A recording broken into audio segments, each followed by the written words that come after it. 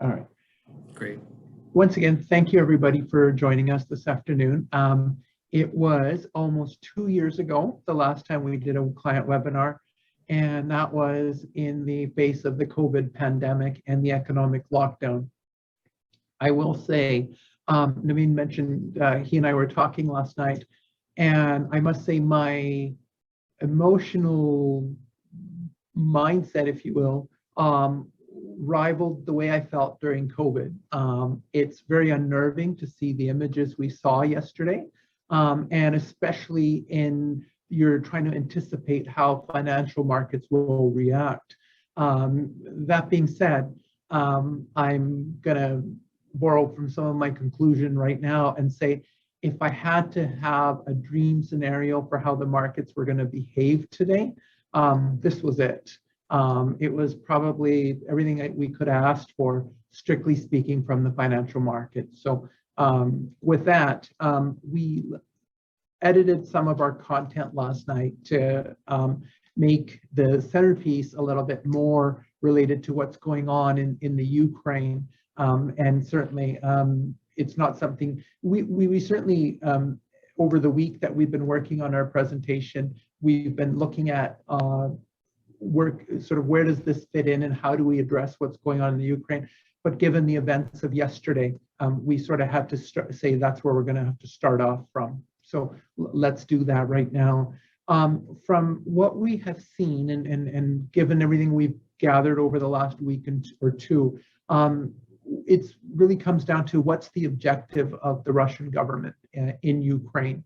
One of the objectives really could be regime change, where they sort of install a government that is more to their liking, and they pull back their troops, and they'll call it mission accomplished. One of the fallouts for markets and financial markets and the economy is well, what's the retaliation going to be like from the NATO bloc of countries and their allies in Asia? And that's where it gets a little bit murky as far as the economy goes. But so far, the sanctions have been very specific to the banking industry and to certain individuals in Russia. So I think what this gives the market a chance to do today is start to price things in as to what's going to be the outcome of the conflict and what is its impact going to be on the economy. If we look at this, what are some of the tertiary effects of this conflict as far as NATO is concerned? I think that it's going to build more cohesion in NATO. Over the last several years, there's been talk about, is NATO relevant anymore? Well, there's nothing like this kind of conflict to say, remind people of, well, unless you got a better alternative, NATO is relevant. And we do anticipate that going forward, there will be more defense spending by virtually every government that is part of NATO. And what does that mean for some of our holdings? We can talk about that later on as well. One of the other things that we've been wondering about is what's China's perspective on this. So China is the other superpower. They are an ally of Russia.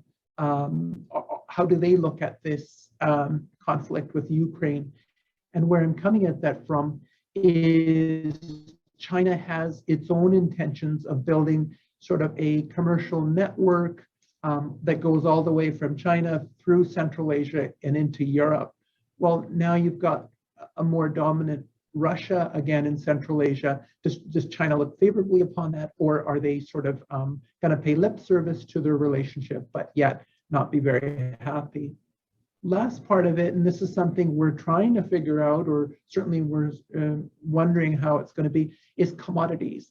There's virtually no doubt at this point that this conflict is going to be inflationary, primarily going to be inflationary due to commodities. So if we look at the commodity space, Russia's a major producer of just about anything that comes out of the ground.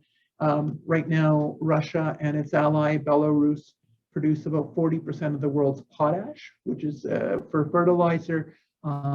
Uranium, Kazakhstan, which is a Russian former Soviet republic, produces about 35–40%, I think, of the world's uranium. Russia produces a third of the world's titanium, aluminum, and of course, Europe is reliant on Russian oil and gas. Russia produces about 10% of the world's daily supply of oil. So anything that disrupts the flow of oil is going to be inflationary, or certainly puts a premium, a war premium, if you will, into the price of oil. Well, you look at the price of oil, that filters into everything from plastics to pharmaceuticals to the price of your daily drive to work, as an example. And then finally, coming out of the pandemic last fall, there was this great momentum building to build back better climate change initiatives. And one thing I wonder is that going to be put on the back burner? And the first thing is going to be about making sure that there's enough oil and gas and money being spent for that, securing the grid as it is, never mind the trillions of dollars that's going to be required of new spending to build back better. So it reorders the priorities, and that has effects on the economy. One of the other aspects is, we've been looking at this for a few weeks, is that if there was conflict, let's go back and look at history. How have markets responded to conflict like this? And the surprising answer is markets tend to adjust very, very quickly to conflict between nations, and even during world wars. We have some data here going back to World War I, World War II, the Korean War, and even most recently the Gulf War. And as you can see, that once conflict starts, what they call the time of war in this data set is 4 months before the actual start of the war, and then all the way to the conclusion of the war. How did different asset classes do? And one of our main focuses is for our client portfolios is large cap stocks, and that's the first column. And as you can see, during periods of conflict, large cap stocks have done quite well. And so initially, like anyone, we're no different. We saw those images yesterday, but we were sort of trying to say, what's the lesson of history? And more specifically, if we look at it more from a granular perspective, different categories of conflicts here. And I was trying to sort of think about it yesterday, and what's sort of an analogy to what happened yesterday. And I thought perhaps the Cuban Missile Crisis, the shooting down of a US spy plane in 1960. As you look in the middle panel, you can see that even those markets were able to sort of digest those conflicts very quickly, and it was basically a non-event as far as financial markets are concerned. And if you look at what happened today in the US, very, very similar. I started our conversation out by saying, hey, if I had to give today's market action a score, I'd call it a 10 out of 10. And what I mean by that is markets sold off, and when they sold off and their subsequent recovery sort of shows us that markets have begun the process of pricing this in. Now, tomorrow is another day. There could be something else that's unexpected, and hopefully not. But at this point, it seems like markets got a chance to price this conflict in to their calculations of what's going to be the fallout effect from an economic perspective. But again, much like we did during COVID, we relied on history, and we'll talk about it in our one of our sections here about what we've been doing for the last 2 years. But that was part of it, is if we don't know what's going to happen going forward, well, let's go back and find similar periods in history, and that's what we're finding here. Overview of the current environment. As you see, the economy is still contending with the pandemic, and now geopolitics has come front and center. One of the areas that's really causing issues for the economy is the supply chain, and really that just means shortages, shortages of all kinds of things, labor shortages. Companies can't find enough workers. And still the lingering effects of what COVID trends are. The consensus from our perspective and what we're gathering is that we've made the shift to the endemic stage where COVID won't ever go away, or it'll be a long time before it goes away, but its ability to sort of hamstring entire nations and economies is probably past. And what's happening with the supply chain is, and the shortages of labor and goods, is that it's causing inflation. And inflation is confounding policymakers because normally the prescription for inflation is higher interest rates. But higher interest rates will not make more cars appear at the car lot. Higher interest rates won't necessarily make workers show up to work or apply for open jobs. So it's a different kind of inflation, and that's why it's confounding policymakers. What basically we found out is that stimulating the economy from a complete near shutdown was easier than expected. Cooling inflation, though, coming out of that is becoming much harder. And who would have thought that? Now, going back to March of 2020, I would have taken that bet if somebody said, hey, the economy's locked down today, but going forward, when we open the economy, it's going to come roaring back and there's going to be inflation. I would have said, I'll take that, given what the alternatives were at that time. And so what's happening in this environment is stock markets are repricing themselves in the face of higher inflation and rising interest rates. And what that repricing is being fueled by is central banks have begun what I just sort of termed the great unwind. They're taking back hundreds of billions of dollars of money that they had injected into the financial system that found its way into the stock markets of the world and the bond markets. And also interest rates have begun rising in many economies, and North America will be next. Both Canada and the US are expected to raise interest rates next month. I think England has already raised interest rates twice since December of last year. So in the current environment, when we look at it, we look at food supply is shortage. Semiconductors are a real big problem, and we're going to talk about that in some detail. The semiconductor shortage is affecting the car shortage, production of cars, energy shortages in Europe, especially. Europe's alternative energy systems haven't been able to deliver, and as a result, there's a shortage of natural gas.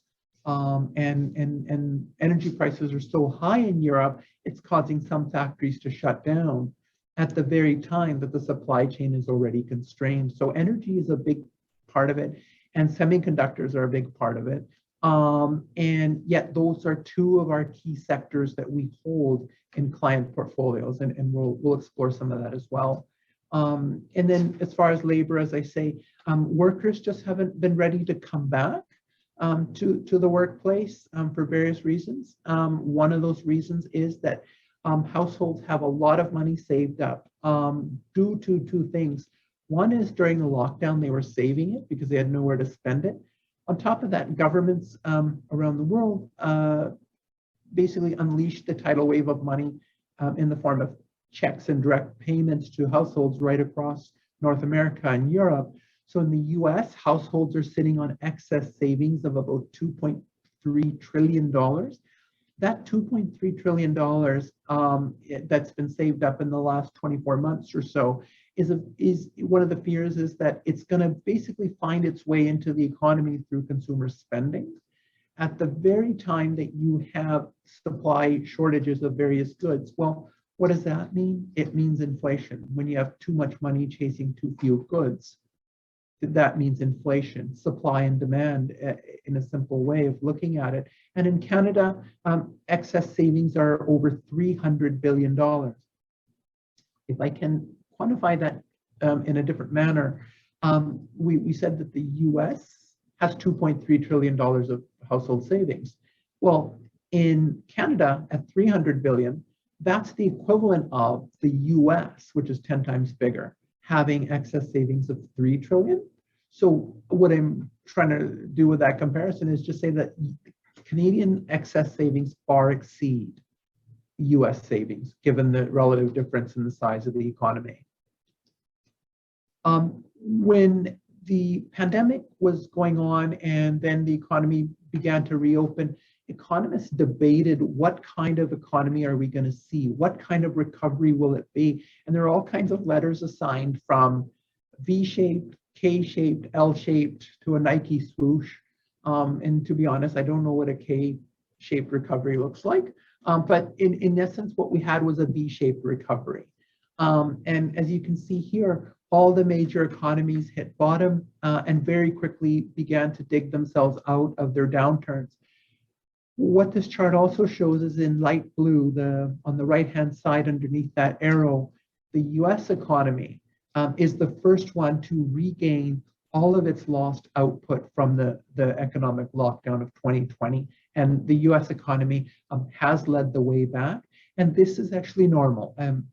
Any global downturn, even regular recession, it's always been the US that leads the way back.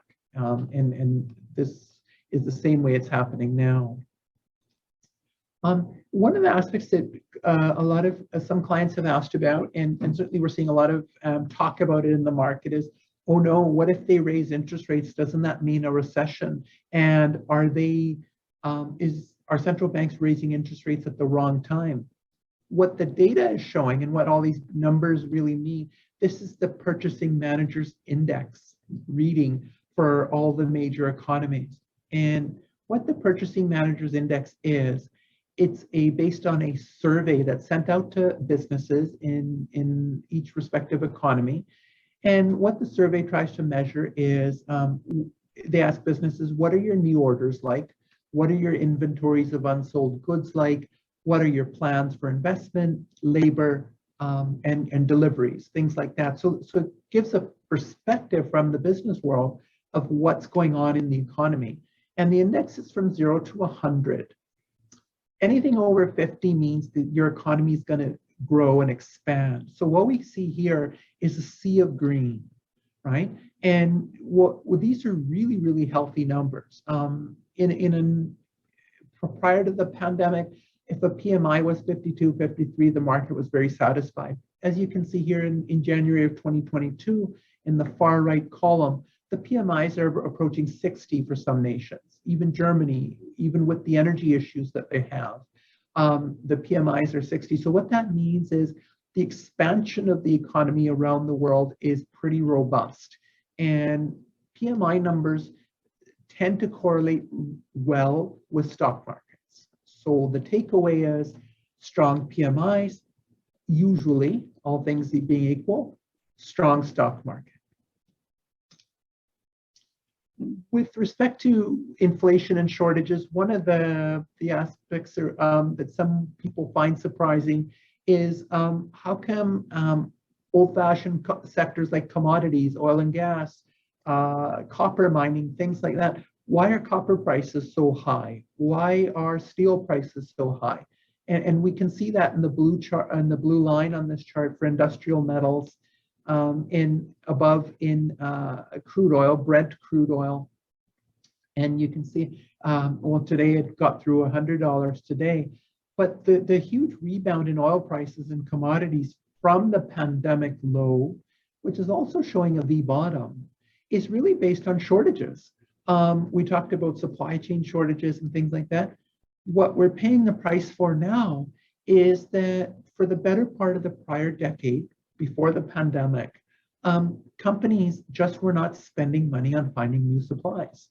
And we'll talk about that in a moment, but we're basically seeing good old-fashioned supply and demand at work here. In the commodities boom in 2006, 7, and ending in 2008, there was a lot of financial players or hedge funds, things like that, driving up the price of commodities.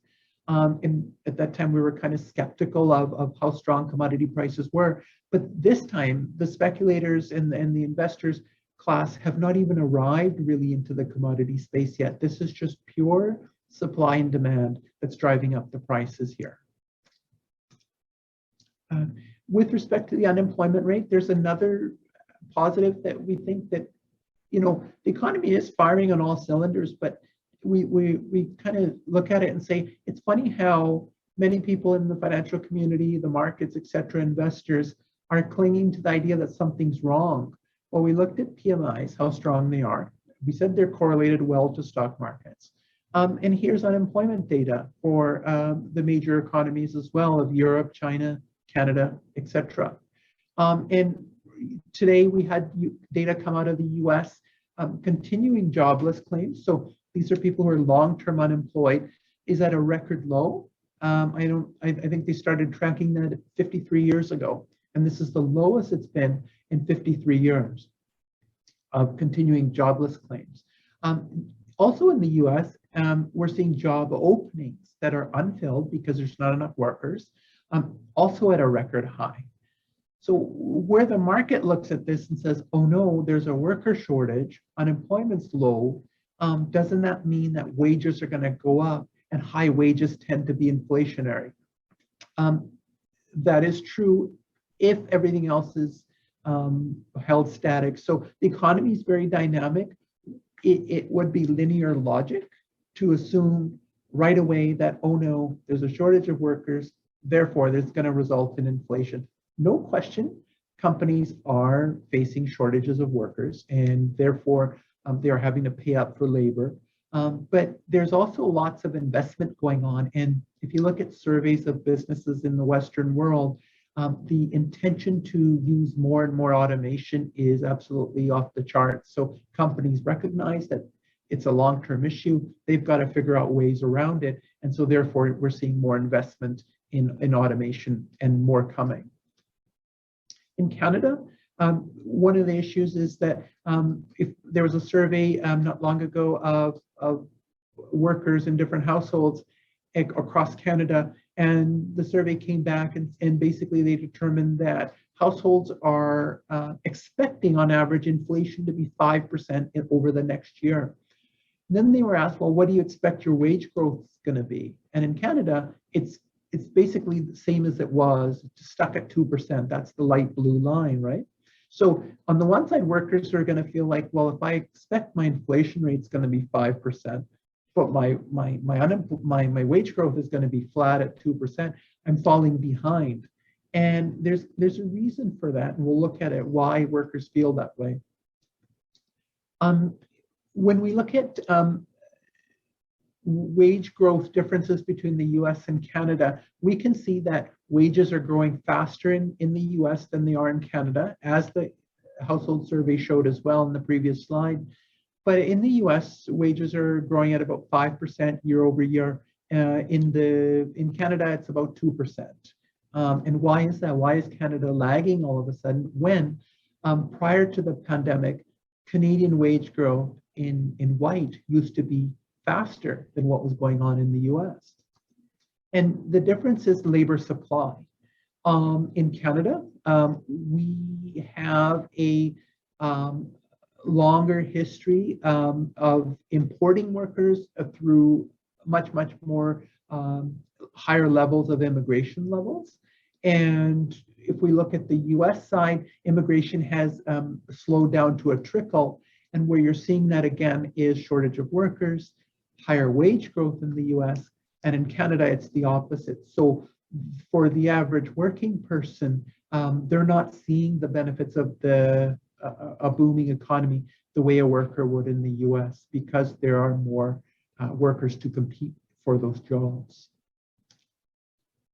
On the inflation front, I took this quote because I thought it was kind of interesting, and it's also kind of underlines my own kind of personal beef, if you will, with the Federal Reserve. They think they can model everything. And I saw a study, I guess I looked it up, that's how I found it, was that only 27% of the Federal Reserve, US central banks, forecasts for the economy are anywhere close to being accurate. So only 27%. And I was always taught when I started in this industry by the people around me that the Federal Reserve has the best data, the smartest minds, and you always trust their data. But as Jerome Powell, the chairman of the US Federal Reserve, said, he said it's not that our inflation models are wrong. It's just the scope and persistence of supply side was missed. So basically he's saying our models were wrong, but they weren't really wrong. So that's how the Federal Reserve looks at their forecasting ability.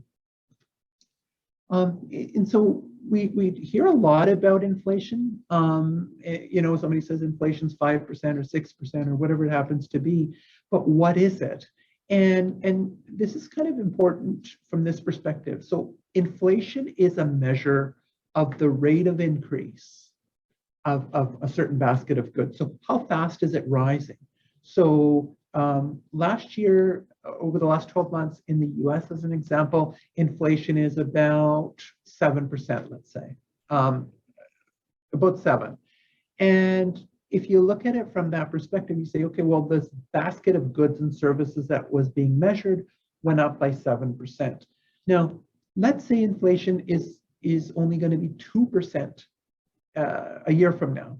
Well, that doesn't mean that prices fell. It just means that they rose at a slower level. So what we're looking for is not for prices to reverse direction and for our cost of living to go back to the way it was.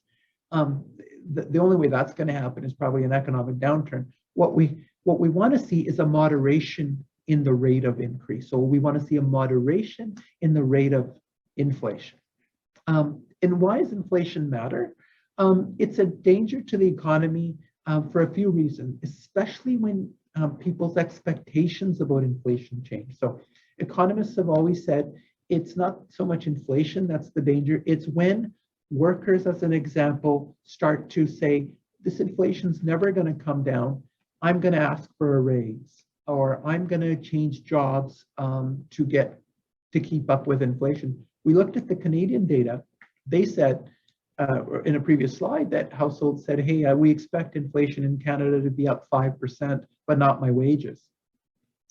Had it been that Canadian wages were following the rate of inflation, that's where central banks get really worried, because it means the economy is going to overheat. Typically, also why inflation is bad is that it'll change consumer behavior. So if you were going to buy a certain set of electronics or certain food items and things like that, and if you think the price is going to be higher each and every week, you're going to start hoarding. You're going to say, well, I'll buy 10 of those today because I know that over the next 10 weeks, the price was going to rise. So it creates this dislocation of behavior. The other one is on business investment. So if a business says, well, I'm going to build this plant, it's going to take me 3 years to build, but because of inflation, the cost of steel and the cost of labor is going up, you have no way to calculate what's going to be my return on investment on that plant. So again, inflation distorts the ability of business to invest. Last one is that if you see a lot of inflation, savers will say, why bother saving? My money's only going to be worth less down the road.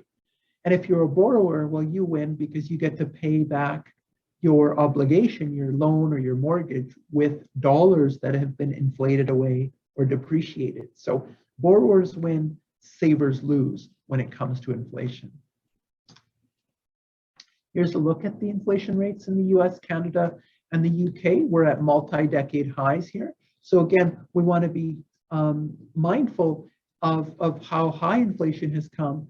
But as you can see in the past, inflation has also been able to spike very quickly and then begin a decline. So barring anything worse on the geopolitical front, it is a possibility that inflation should begin to recede, same as it has before.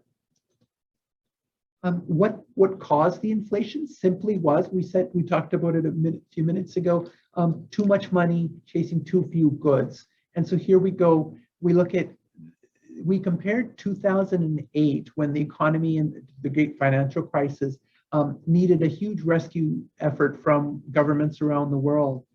And that's what we're trying to show here is in black, is the bubbles in black are what was done in 2008. And in light blue is the size of the stimulus program various countries enacted for COVID. So you can see that they didn't even sort of take the old playbook. They ripped it up and said, we got to go big. And that's what's in part causing some of the inflation today, is all of that stimulus that they did around the world. So if we talked about COVID and what have we been doing over the last 2 years, and certainly what's our approach been to dealing with inflation, supply chain shortages, where to invest, which country to invest. And so we'll take a look. We've been overweighting, and what that means is that we have been buying equities instead of bonds. In all of our client portfolios, we have tilted as a whole for our client portfolios to our maximum stock market weighting. We've been that way for the better part of 2 years. So we've sort of bought stocks because we've found enough good companies at good prices, is how we like to term it in our office. And we've tilted those equities mainly towards US companies. And the sectors that we favored have been financials, banks and insurance companies, oil and gas companies, and then technology companies, everything from software to semiconductors and other companies in between. So one of the aspects is that even in our fund that we run, the Pacifica Partners Tactical Balance Fund, we have overweighted stocks, very much like we've done for individual client portfolios. And what the results of that approach we can see here. Our fund, we're really happy with how it's performed. If you look at it in the performance of the fund in pink, or in the peach color there, we've outperformed our Canadian peer groups by a fairly wide margin, and especially coming out of the pandemic, we've been able to widen that gap compared to our Canadian peer groups. And one of the ways we've done that is not only tilting towards stocks, and thankfully in the right sectors, but also underweighting or not buying bonds. And we'll talk about that in a moment. Looking at the fund here over the last 10 years, 5 years, 3 and 1, we've outdone our peers by a fair margin, as they say. And Lipper Analytics, which is the gatekeeper for mutual fund and pool fund performance recording, has put us in the top 20% over the last 3 years for both the return we get and how consistent we are. When it comes to preservation of return, we're at a 2 out of 5, and the only reason for that is because we're also measured against money market funds, which have no volatility as well. So that's why it's only at a 2. When we look at stocks versus bonds, why did we overweight stocks and continue to want to hold less of the bonds in our portfolio? It simply came down to bonds were expensive and stocks were cheap, if I were to look at it. And one way we can measure how cheap stocks are is in the top panel. The top panel tells us for every dollar that we're putting into a stock investment, any company we buy, as a whole, how much are we getting in terms of earnings for that? So for every dollar of price, how much in profits are we getting? And right now, the US stock market is giving us about 4.5% for every dollar that we put into stocks. So if I spend $100 on a stock, we're getting about, what does that buy us? That buys us about $4.50 in profits or earnings. If I put that same thing into bonds, we're getting half of that. We're getting 2%. So if we look at that, where should we be putting our money? We should be putting it into stocks over bonds. And what I will say also is that wasn't an easy decision. Coming out of the pandemic, all of the research, all of the investor behavior, and what was everybody doing? They were buying bonds hand over fist. And in 2020, that cost us for about a 3 to 4 month period when the bonds were going bananas. They were just rising and rising, and we were just sort of, holding our head in our hands saying, how can this be? These bonds are worth nothing. And yet people buy them hand over fist and drive their price up, and we don't have them. And so we'll take a look and say, well, how did that end for us? And we're kind of happy with how it ended.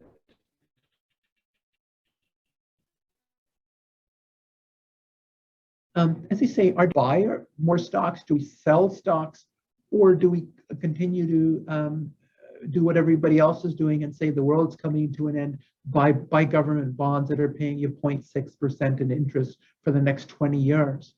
And we sort of looked at it from our analytics and said, no, the stock market's ready to go. Don't buy the bonds, buy stocks. And that's exactly what we did. And that's why, as we looked at the tactical balance fund or from our client portfolios, why we've been able to perform better than our benchmarks over the last couple of years by a good margin. We made a tough decision back in the spring of 2020, stuck with it, and that's now paying off, because today you couldn't pay somebody to buy a bond because everybody's worried about inflation. And so that's what we've done. And so in some of your portfolios, you might have seen, some clients may have seen that, hey, why are these guys holding so much cash? It wasn't because we weren't finding enough stocks to buy. We pretty much bought up all we could within the confines of the portfolio. It's just we chose not to buy any bonds. And that's why we had cash for a while. One of the things we were also, I'm not going to say amused, but kind of surprised by, is that interest rates around the world bottomed in August of 2020. It wasn't until February of 2021 that the Financial Times wrote an article on their front page, and seemingly everybody picked up on it 6 months later to say, hey, interest rates are really climbing steadily here. What's going on? And what caught our eye was that in August of 2020, almost on the same day, interest rates in Canada, Germany, Japan, and the US bottomed on the same day, within 1 or 2 days of each other. And then ever since, interest rates have been rising pretty darn steadily. Here we are, we're looking at the 10-year Treasury yield. So this is the interest rate, 10-year US government bonds pay. And they peaked at about 16% in 1982, the last time inflation was this high. And so inflation was about 7% in June of 82, I believe it was. And today inflation is about 7%, yet interest rates, the 10-year Treasury is about 2%. So go figure. And that's what we meant. We sort of said, look, buying bonds in 2020, coming out of the pandemic, was a guaranteed recipe for loss. And so what we're seeing is that we, again, with interest rates rising from 0.5% on the right-hand side to 2%, bond investors have lost a lot of money in a short amount of time. This gives us the flexibility, though, to begin to buy bonds again for client portfolios because rates have gone up. Our focus has been North America, as I say here. When we look at it, I say even that was slightly contrarian on our part. So not only were we contrarian on our desire or not to buy bonds, but we were also slightly contrarian on saying, no, the US is the best place to be coming out of the pandemic, because the consensus was, oh, the emerging markets in Europe are the place to be because they're so cheap. US stocks are very expensive, stay out of them. What we saw was that the US was still the most dynamic economy, and most importantly, it gave us the greatest opportunity set of companies from which to choose from. I'll show you what I mean by that in a moment. But again, so our two contrarian decisions were maximum stocks, underweight bonds, and go with the US. And this is actually one of the reasons why the consensus amongst all the research we get, all the press that we saw, interviews, things like that, said, hey, don't go into US stocks because they're the most expensive. That's what the blue line is showing. US stocks coming out of the pandemic peaked out at 24 times their profit level, or their PE, price to earnings ratio, was about 24 times. That really didn't scare us too much, because we said, yes, the companies we own are not cheap, but they're also earning their keep. They're earning their valuation through their huge profit growth. What has happened in the last year? US market, the stock market has continued a trajectory, even though we're going through a correction now. It has gone up, but because the profit growth in the US has been so strong, the US stock market has actually gotten cheaper in the last year, even though it's gone up. Mind you, so have stocks in the emerging markets in light blue at the very bottom. The Canadian market has gotten cheaper, that's pink, and Europe, which is the sort of darker green. But it's very interesting. Today, this afternoon, we saw research from Credit Suisse. Guess what they said? Today, they put out a very long research piece, and I've just skimmed it very briefly, is, hey, we all of a sudden like US equities and we're downgrading Europe. So we're kind of happy that if that becomes the consensus, then that should invite more money to come into the US market and hopefully drive up the value of our US holdings. But so this was the reason why the strategists and the consensus in 2020, 2021 said, don't buy US stocks, they're too expensive. And thankfully, we stuck to our conviction. And this is why US stocks are expensive. This is a rather busy chart here. What we've done, we've decomposed each major stock market around the world into its component pieces. And the only thing I want to show on this chart is, if you look at the US market, the very first column, it's got the greatest share, the dark blue, that's devoted to technology stocks. If you look at Germany, France, Japan, Canada, and the UK, there's next to very little of technology companies in those markets. And if we look at where's been the greatest profit growth, the greatest margins, the greatest profit margins, it's been in technology companies. And the US is the only market that has a substantial amount in that particular space of the economy. Canada's got its advantages. There are lots of oil and gas, things like that, and that's been helpful to us. But when it comes down to technology, this is why the US is at a premium. It should be. And to my mind, it's actually surprising how that argument is a very simple and very basic argument, never got the attention that it probably should have. When we look at the companies in the various markets, you can see here in the US, you have Apple, Microsoft, Google, Tesla, Amazon. But look around the rest of the world. Where are those great companies that didn't even, some of them exist 10 or 15 years ago, that have grown to over $1 or $2 trillion in market value? You look at Germany, it's the same old companies that have been there for generations. There's no renewal in those economies. And not to say that they're not good investments, because they are very cheap, and we are always looking to say, hey, is now the time to go into Europe? If not, then okay, how about 6 months from now, or we look again, or 3 months from now, we'll look again. And we're always looking for it. But so far, this is one reason why those other stock markets are so cheap. The US is just much more dynamic. And if you look at these companies here, I mentioned some of these companies didn't even exist 10 years ago in the US market, and how much and how quickly they've grown. So all we've taken a look here, these relatively expensive growing companies that we own most of these in our client portfolios, they now comprise 25% of the US stock market. And that's kept in pace with how fast their profits have grown. We are fully cognizant of the fact that at some point these companies, it's not that they're going to go away or shrink, the market will just stop paying for them. And they'll probably go into what we call a hibernation, where they're still growing, but their stock market value becomes stagnant. And perhaps we're on the verge of that transition now. It's something we're always revisiting and something we always worry about. When do we want to begin to decline or reduce our weighting of these companies and go on to something else? When it comes to the energy sector, I mentioned earlier that it's an old-fashioned supply-demand issue. And so a quick quote here from one of the larger independent US oil companies.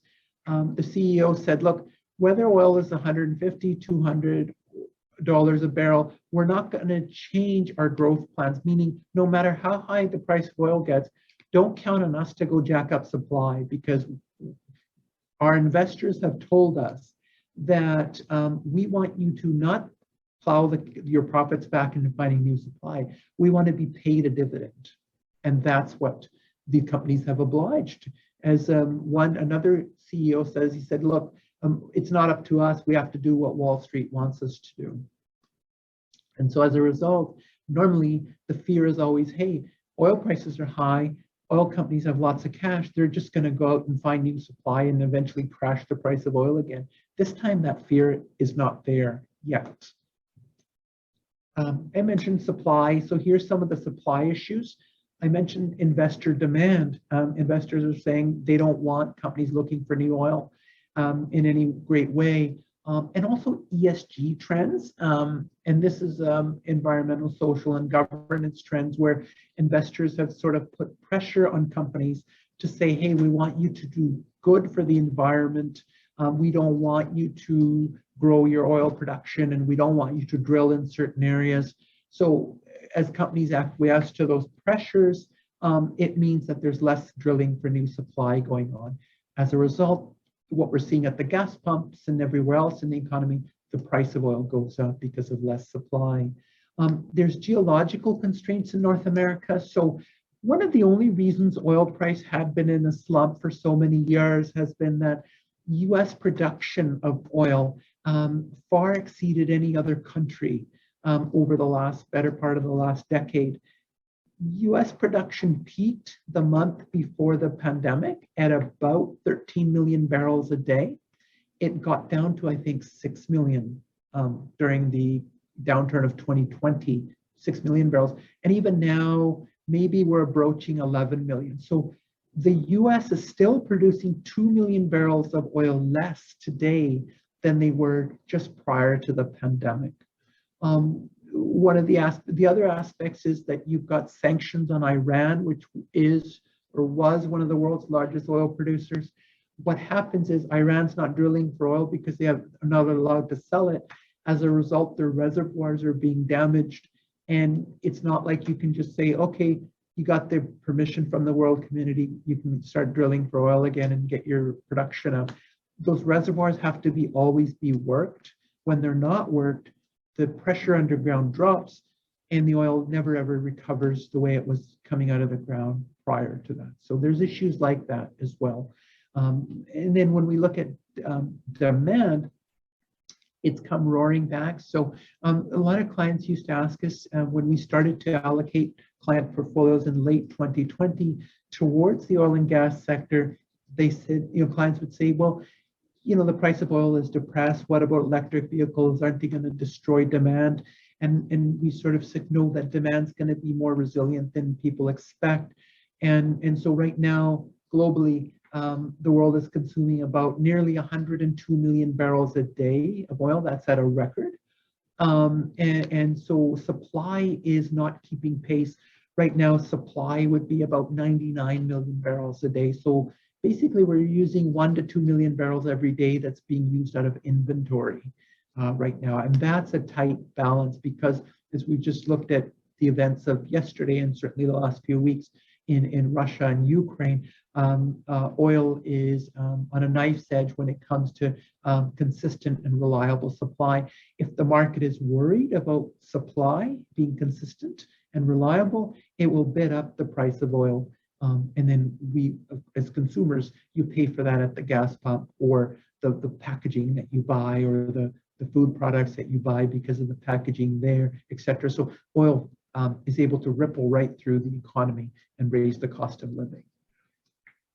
Here's the picture of supply demand. In light blue is demand and supply. And as you say, supply is not keeping pace with demand since the pandemic lockdown was over. A big part of it, as you mentioned, was CapEx or capital expenditure. This is a chart showing how much global spending by the oil companies around the world has fallen off. They're simply not spending the kind of money that they used to find new supplies. And we'll talk about that with one of our holdings in a moment, what that actually means for our portfolio companies. But as you see here, there is some expected rebound in spending for finding new supplies this year, about 16%. But what that really is reflective also of is inflation. So it's like you're spending more money, but you're probably going to get less bang for the dollar than you would have 2 years ago or 3 years ago. And that's the aspect. So at its peak in 2013, the world was spending about $750 billion a year to find new oil supplies. Right now, we're down to 500 billion. And most of that is coming from outside of North America, right? And remember, we were talking about it just a few minutes ago. The US was kind of the linchpin for new supply. And Canada is not spending very much at all finding new supplies. Part of that's just due to the nature that in Canada, it's oil sands where you don't have to spend a lot of money to find new supplies. So when we look at our energy sector holdings, we own ExxonMobil, Cenovus, Canadian Natural. Well, actually, I won't go through it all. We actually own all of these, even Cameco, which is a uranium supplier. Today, Cameco was up about 10% today, even when the market was down early in the day. And again, reflecting the supply and demand of nuclear power or uranium that's going to be used to generate nuclear power. When we look at our story with Exxon, just a quick example of sentiment and how bad it was for oil and gas. So as I mentioned, we bought a fair amount of oil and gas exposure in October of 2020 for our clients. And in full candor, we talked about in our office, we said, clients are going to really not be happy with us probably for buying this stuff. How will we explain in the midst of the negative sentiment around oil and gas why we're buying these companies? Little did we know that our investments would turn around on basically within a few weeks, 1 or 2 weeks of our purchase decision and begin their ascent. And we really honestly thought it'd be a 4, 5, 6 month period before they come around. And it turned out to be just a couple of weeks. And what this chart shows here is ExxonMobil got kicked out of the Dow Jones Industrial Average Index. So when we look at the news on a nightly basis, they say that the Dow is up 200 points or whatever it is. There's 30 companies in the index, and ExxonMobil was given the boot. And because it was sort of a floundering company or seemed to be one, it's a key holding for us. But what we can see is that ExxonMobil got kicked out of the index, and look what it's done since it got kicked out in 2020. It's been on a tear, and the other thing that's happened is, as the chart shows, the analyst target prices. What does an analyst think the company is worth has also been pushed upward as well. And we actually will look at analyst target prices in the work that we do, and look for the fact that are analysts all overwhelmingly negative on something? And to us, that's a good thing, because usually at the bottom or near a bottom, analysts tend to be pretty sour on a company. And so that goes into one of the inputs that we look at when we buy something. What has Exxon done in just a couple of short years? They set a record for earnings in Q4 of 2021. And why that's important? Exxon maybe made only $74 a barrel selling oil every day of the fourth quarter of last year. They made more money by far at $74 oil than they did when oil was $100 or $140 a barrel in 2007 and 8. And why? It's because their costs have come down so much. We talked about how efficient companies are. They're not spending to find new oil supplies. And so what did Exxon do in the last year? They paid down debt by $20 billion, and they cut their break-even profit level to $41 a barrel. So Exxon is saying, hey, if oil was even $41 a barrel, we can break even. Imagine what their profit's like at $90 or $100 a barrel right now. And in Canada, a couple of non-US companies that we've bought is Canadian Natural Resources and Suncor. On the bottom left panel, those white dots, what those white dots represent is points in time at which we've bought this company.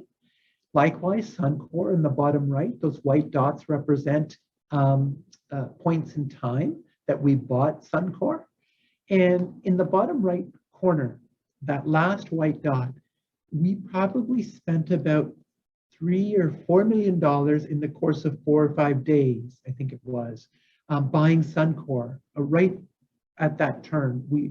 we bought it, and we've since sold or trimmed down some of our holdings in Suncor, probably just 3 or 4 months ago, I think it was. One, because Suncor, it's one thing at $14 a share when we bought it. It's a good company, but they're not one of the greatest operators, and they don't have one of the best management teams.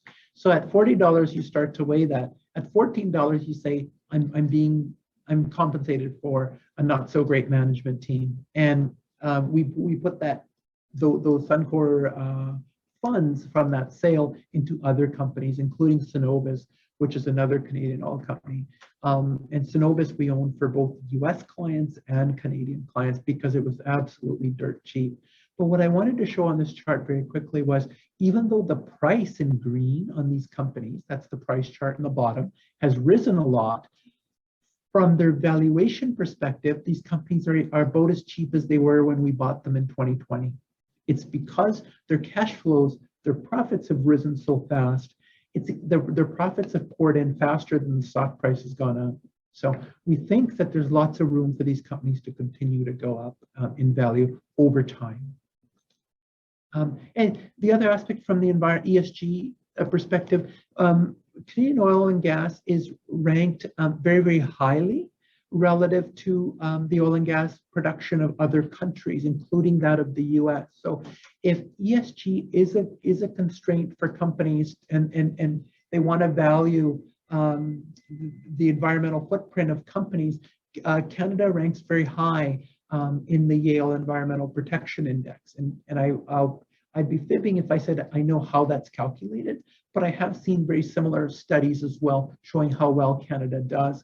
And I know the Canadian oil companies are making a big deal of making sure people know of how far they've come and where they plan to get to for their reduction in CO2 emissions and also water consumption and things like that. So there's some positive trends there coming from Canada. In the financial sector, this is another sector that we've owned for a lot of years. The companies like Bank of America, we've owned for over 11 years. The Royal Bank of Canada, TD Bank is another holding. And then we have since sold all of our shares in Citigroup just recently. And with the way the banks did today, I'm kind of glad we parted ways with it. But we'll just take a look at it, 2 or 3 of the companies in this sector as well, and why we own them. As you say, we own JP Morgan and Bank of America. That's our primary US holdings.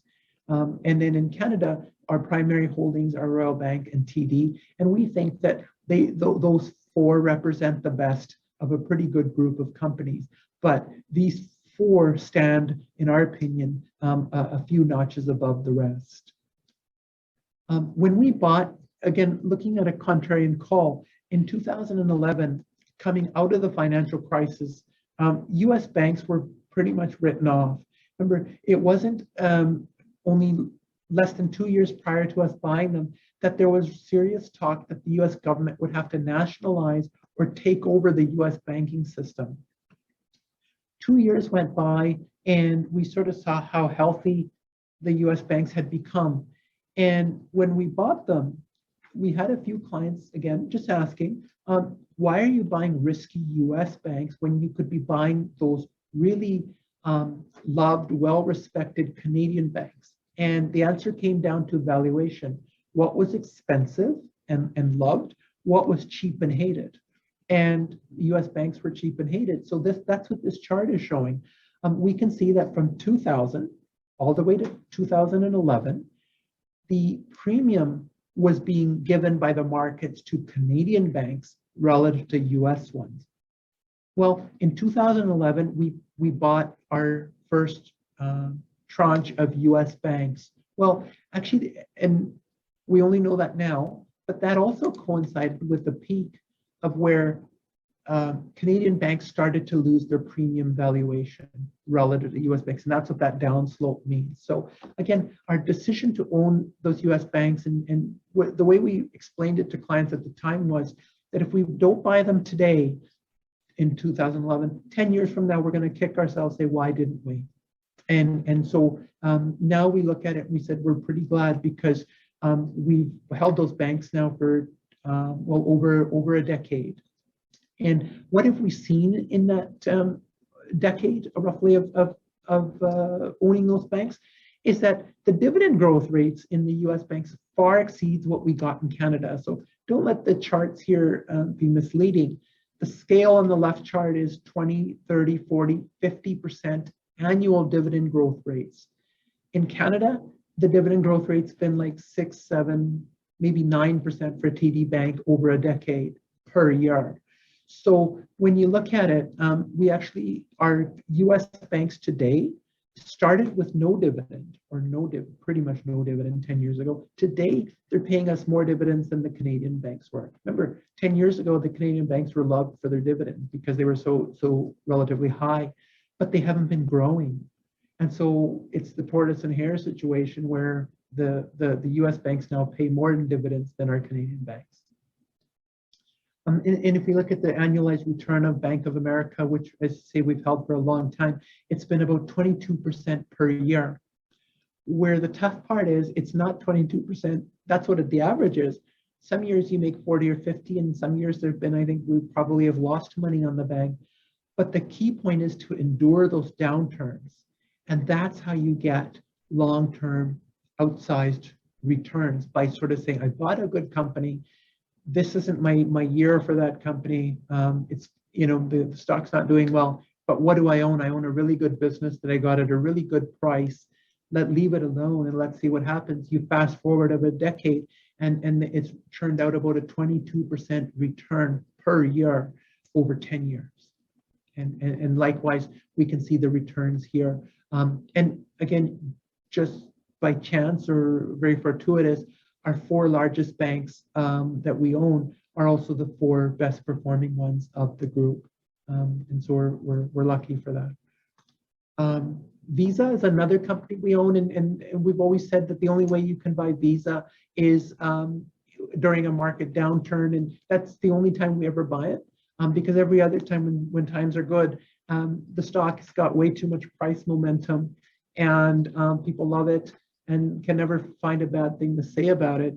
And so we've always said that the only way we're going to be able to buy this company for new clients that don't already own it is wait for market downturns, and that's kind of what we've done. And now I believe probably we've only bought Visa in over a decade 4 or 5 times for client accounts, and we continue then to just put it away and hold it for the long term. But really, Visa is the 2nd largest global payment technology company. You might think, is MasterCard bigger? It's actually a Chinese company that actually has more payments processed than Visa does, which is hard to believe that it's not Visa.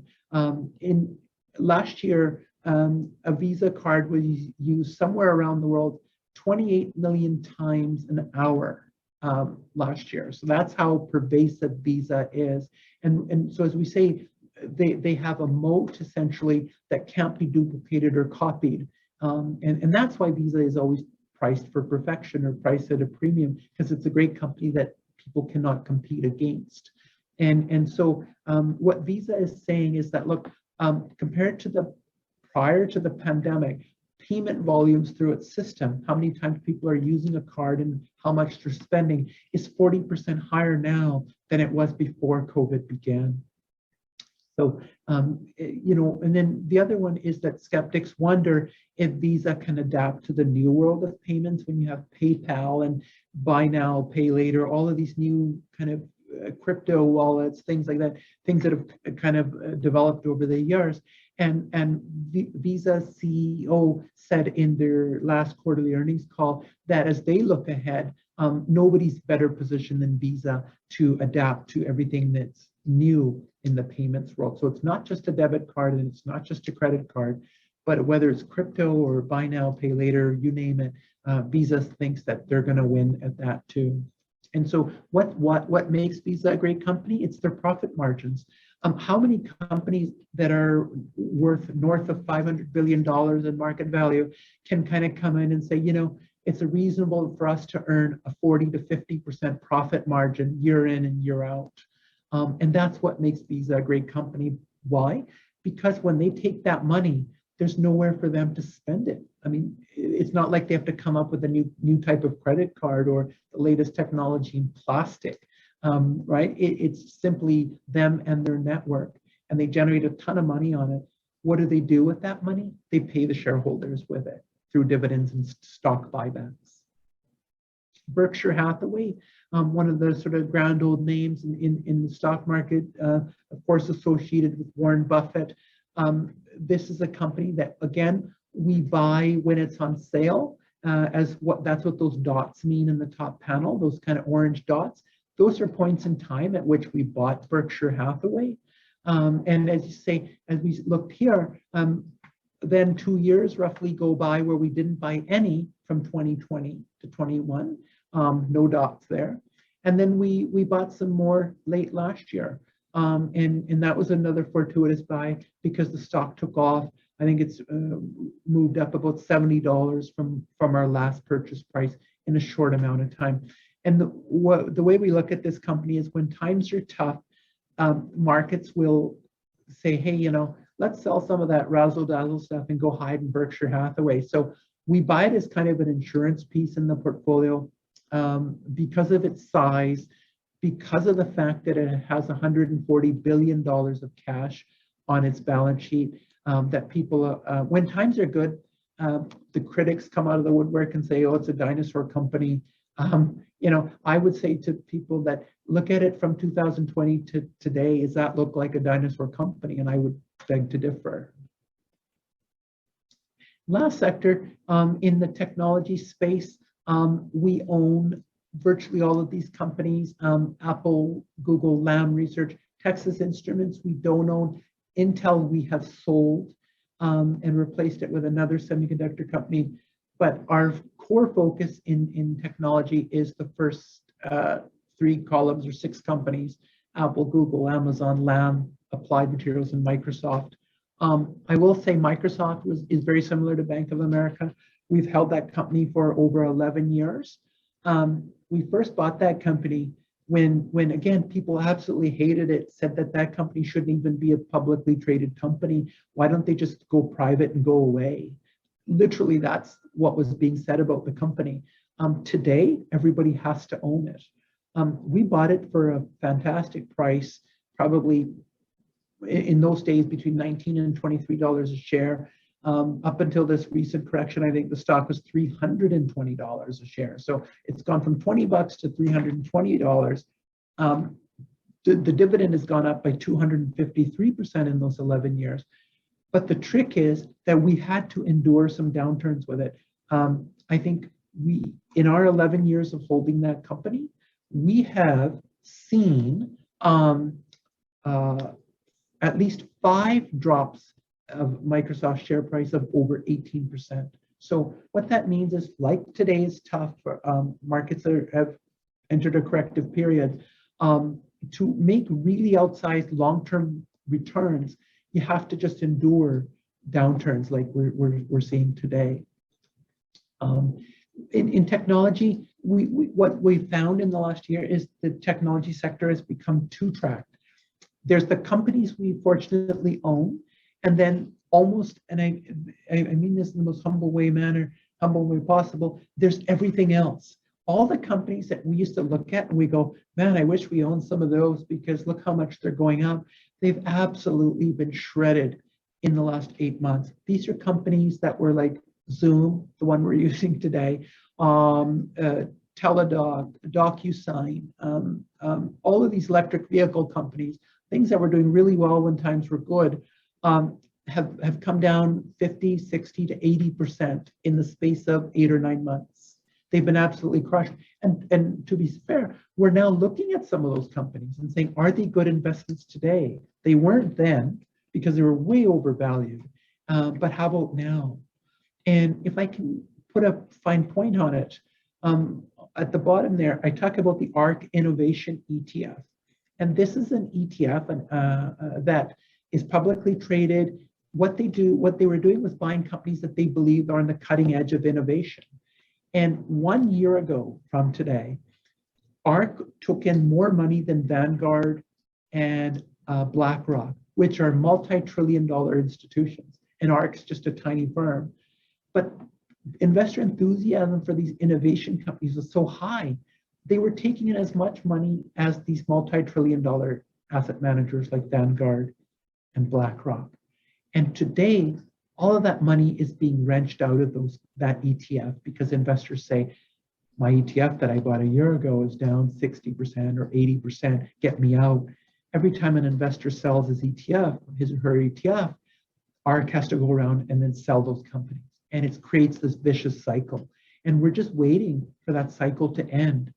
And possibly we're getting to that point now where we can say, hey, these stocks have been shredded. Maybe we can buy them now for our client portfolios. Semiconductors, it's the center of the supply chain challenge.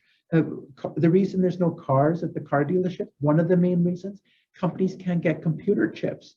So if you look at General Motors, there's a certain computer chip that turns on the heated seats. They've now started to manufacture some of their vehicles without heated seats because they say, well, at least we can get the car to the dealership. So what if it doesn't have heated seats? But everything from braking systems to fuel consumption, everything, it involves a computer chip somewhere along the way, and companies are unable to get them. We are seeing some easing, and so the Japanese auto manufacturers and mixed messages from Volkswagen, they're sort of saying by the back half of this year, they'll be past the worst of it. So it's coming, but it's taking some time. But the problem is that in semiconductors, the manufacturing of semiconductors is only dovetails around a handful of companies. And so what that means is that if we look at the next slide, in 1990, the US and Europe produced about 80% of supply of computer chips. Today, the US only produces 12% of computer chips around the world. Since COVID, what the US has figured out and US business has figured out is, hey, this is a real risk. If we can't produce our own computer chips, and let's say there is a conflict between Taiwan, which makes about 80% of the most advanced chips in the world through a company called Taiwan Semiconductor, why aren't we producing them here? So as a result, the US is only about a month ago or less, passed the Chips for America Act. And what that act does, it frees up about $100 billion of investment capital for the US semiconductor industry to start building computer chips in the US. So how do we want to capitalize on that? And I'll show you here.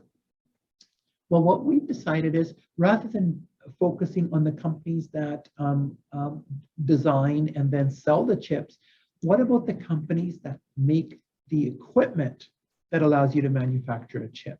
So one of those companies is Lam Research, and it's say they build equipment for semiconductors. Like anyone, they've been impacted by COVID, labor issues, things like that. But it's a really great company. And what we mean by capital efficiency company is that Lam is able to generate its profits, and the way their company is built, they are not required to reinvest those profits back in the company. Like they're not doing R&D. Like Apple, as great as a company it is, and a company that we're super glad that we hold in our client portfolios, has to spend a lot of money on R&D. General Motors has to spend a lot of money on R&D to come up with new car designs. And then Lam just sort of cranks out the same old equipment pretty much year in, year out. And I'm being rather general with that comment, but hopefully it illustrates the point. Because they're not spending the money on investing in more investment, they're able to raise the dividend by 400% in the last 5 years. And there's not very many companies in the US that can do that or can claim to have grown their dividend by that much in that short a time.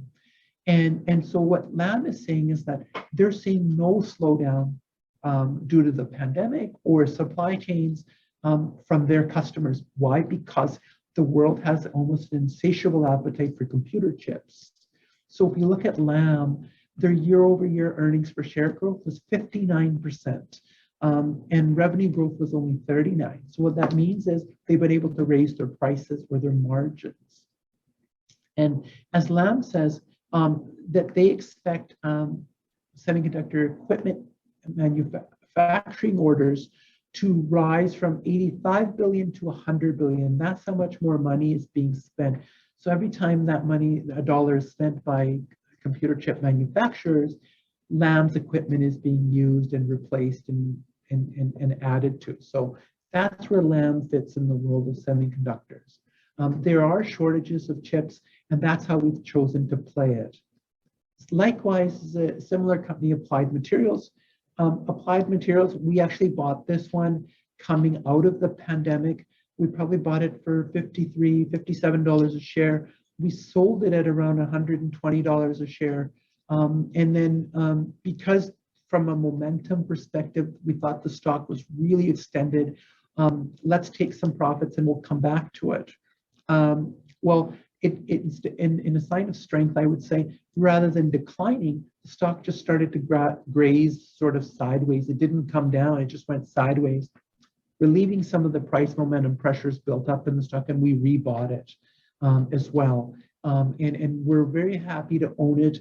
Again, like Lam, it's basically a play on the semiconductor industry and the growth that's coming. Last portion of our presentation this afternoon is outlook and strategy. So where do we go from here? We're going to stick to this idea that inflation might moderate, but it's going to stay elevated. So again, if I say that inflation was up 7% over the last year, barring nothing too much worse than what we're seeing today as far as geopolitical events go, and commodity shortages, etc. We expect inflation to moderate, but it still be high. So let's say if it's 7% over the last year, can we get down to 4? I think the markets would be pretty happy with 4% inflation with the way the economy is growing right now. We think earnings growth will continue, and where that's coming from, remember the PMIs we looked at earlier, that sort of sea of green, that correlates to an economy that's still pretty robust. And as I say, for the stock market as well, as we looked at, a history shows that the stock markets around the world, and the US is no different, tend to be pretty positive even in the face of geopolitical issues, and even surprisingly in the face of interest rate increases. And we'll take a very, very quick look at that in a moment. Our last newsletter was trying to illustrate that point, hopefully, that we did that well, is that, look, even when interest rates are rising, it's not a reason to be sour on stocks. I had mentioned that stocks are being repriced for a higher interest rate world, and that process has been going on for several months. And it isn't something that we're too negative. We don't, and we're going to continue to focus on quality companies. And as far as bonds go, we have slowly begun the process of buying bonds again for client portfolios. Profit growth, as I mentioned, the expectations are that profit growth in Europe, in light blue is the US, and then in the UK in darker blue there is going to still be pretty good. And there's no real reason for markets to be as sour or to be as risk averse as we're seeing, barring, again, anything unexpected. One thing we are watching, I know I mentioned the economy is robust and we expect it to continue. Something that's been on our radar and probably continuously for the last 6 or 7 years is something called the yield curve or the bond spread.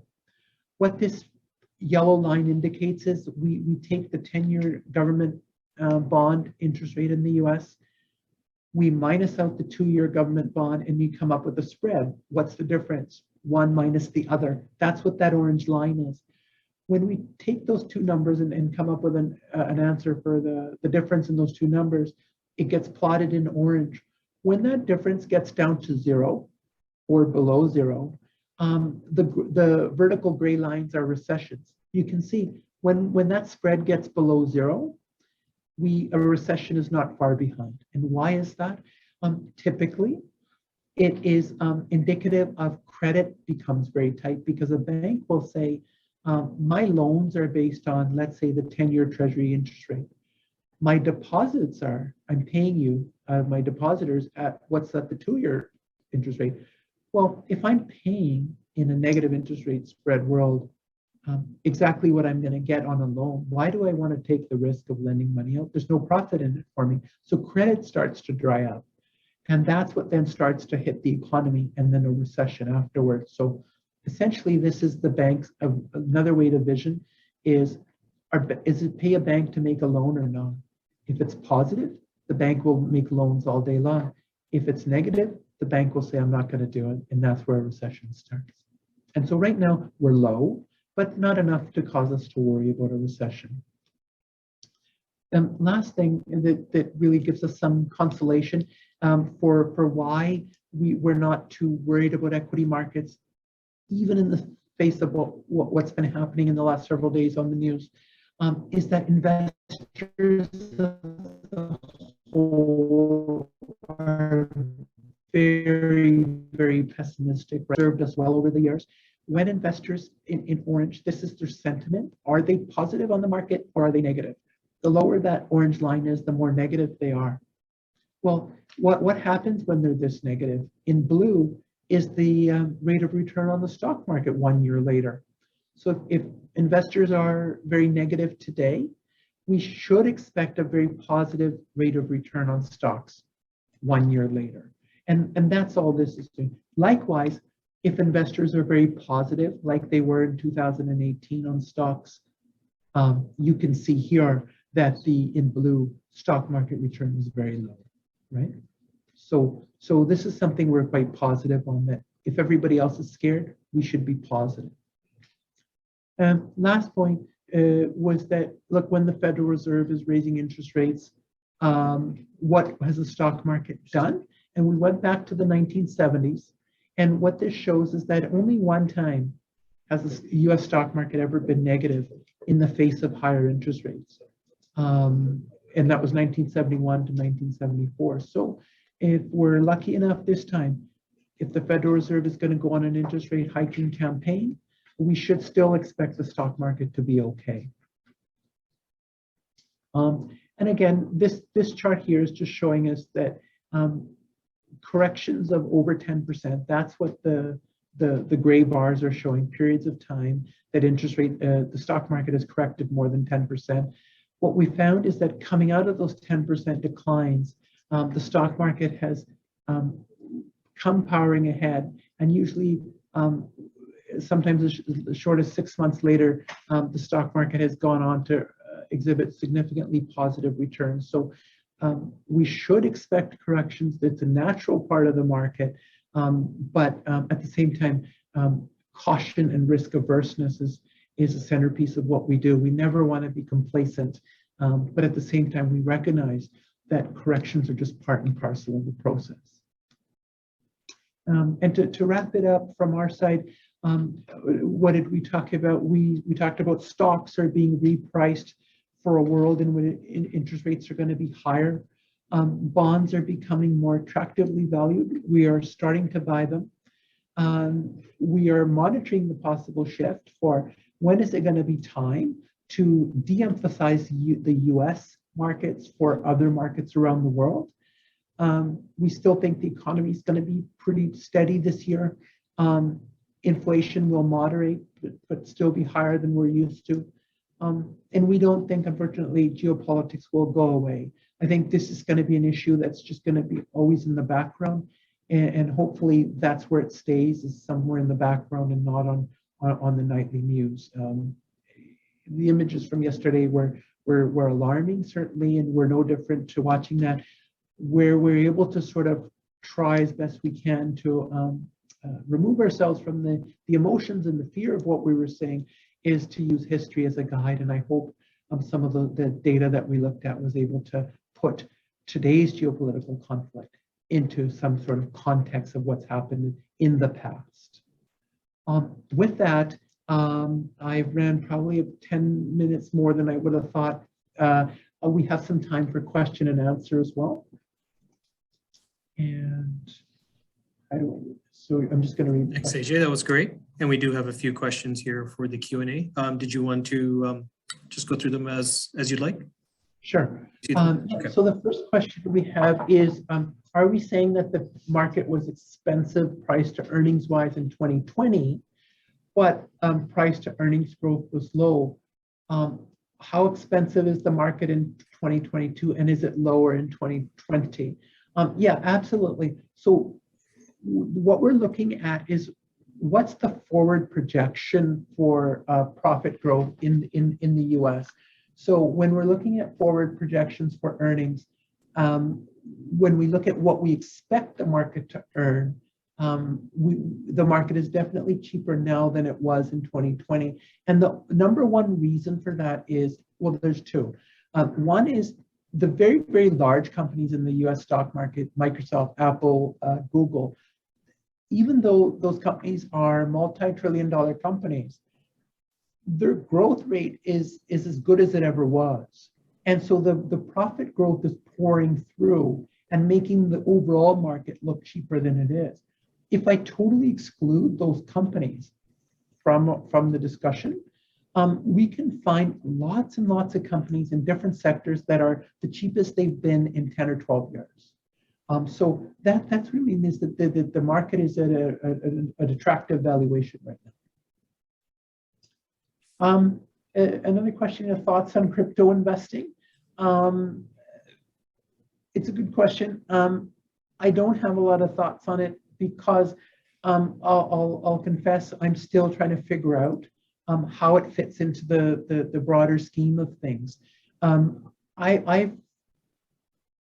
I asked myself this question quite openly in our office. Maybe I'm too much of a dinosaur in my thought process to appreciate what crypto is, but I've always thought that governments would never allow it to take root, yet it is. And I sort of look at JP Morgan, one of our portfolio holdings, they've embraced it, Visa is embracing it. So clearly it's gonna have a role, maybe not in the role that it was originally intended as a replacement for currency, because I don't know if anyone wants a currency that goes up 40 or 50% and then drops by 40 or 50%.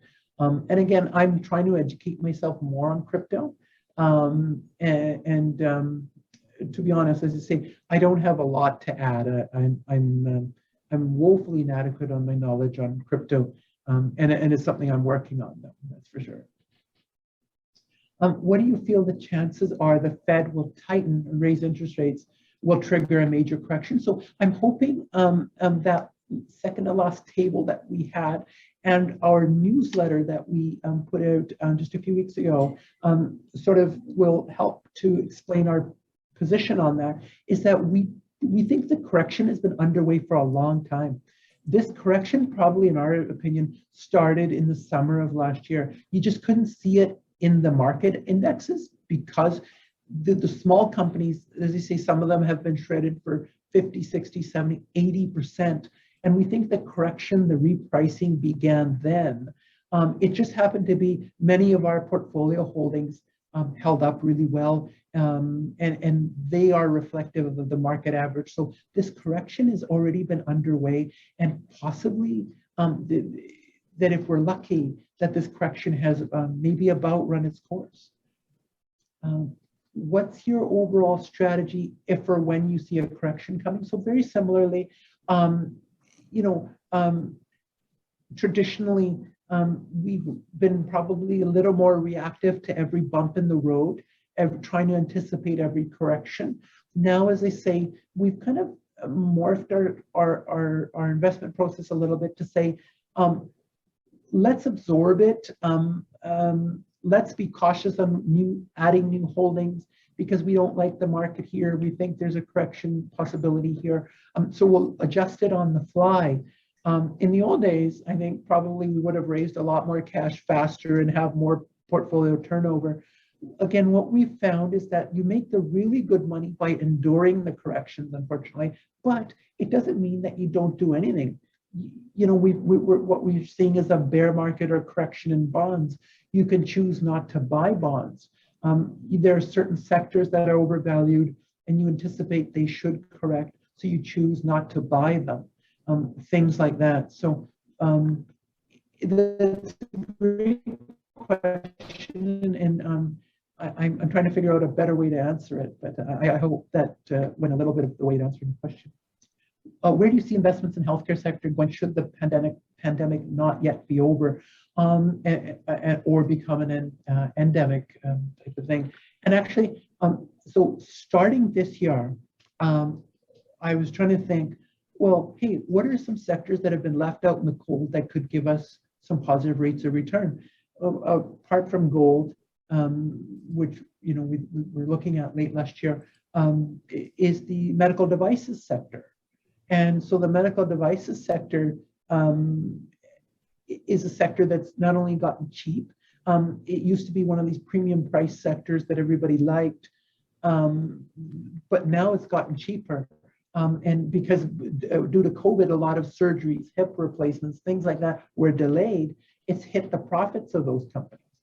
But if we're going to switch to an endemic type of phase of COVID, those surgeries should start to pick up, and so should the sales and earnings of what we call device makers or companies that make knee replacements and hip replacements, things like that.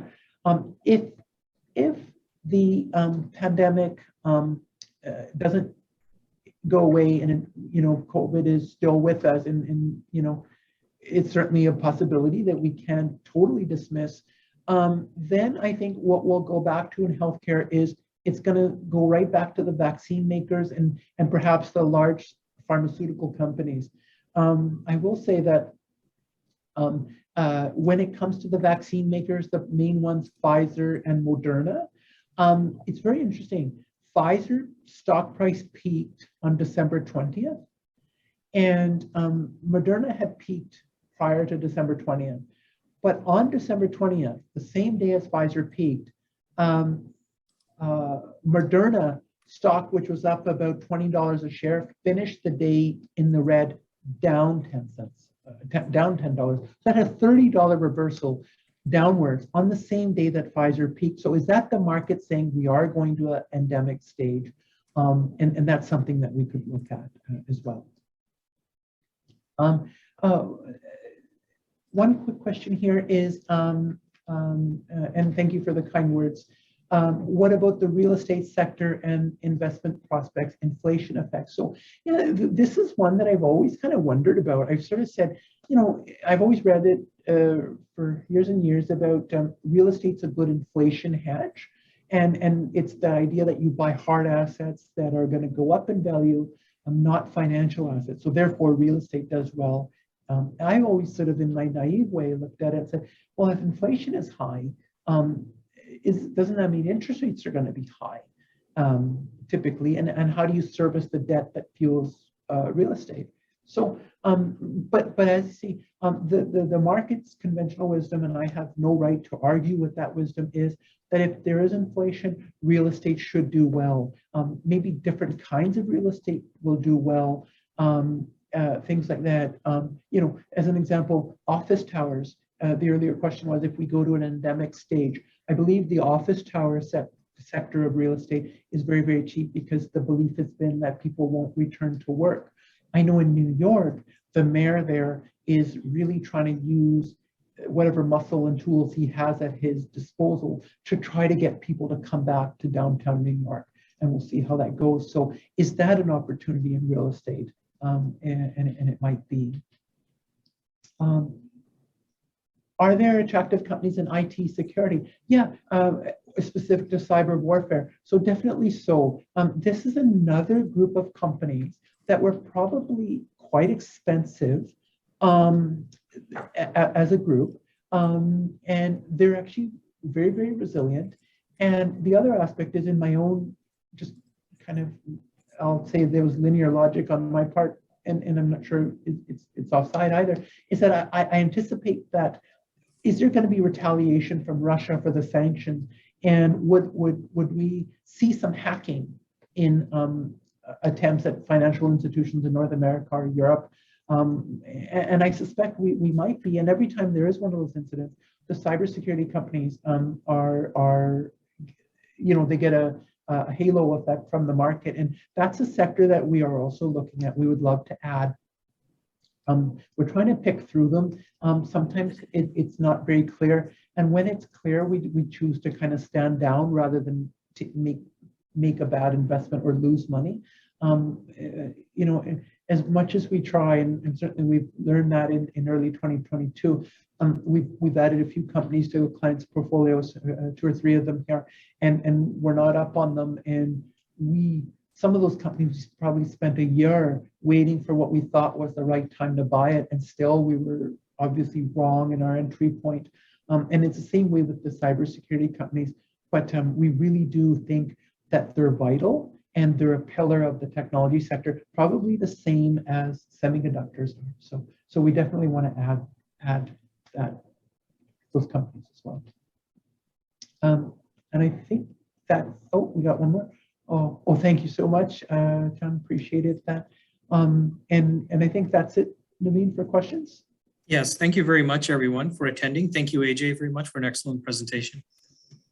Great. Thank you, everybody. Really appreciate it. I know it's been a trying year so far for 2022, but we appreciate your confidence in us, and we appreciate the time you took with us as well. Thank you so much. Thank you. Have a nice day.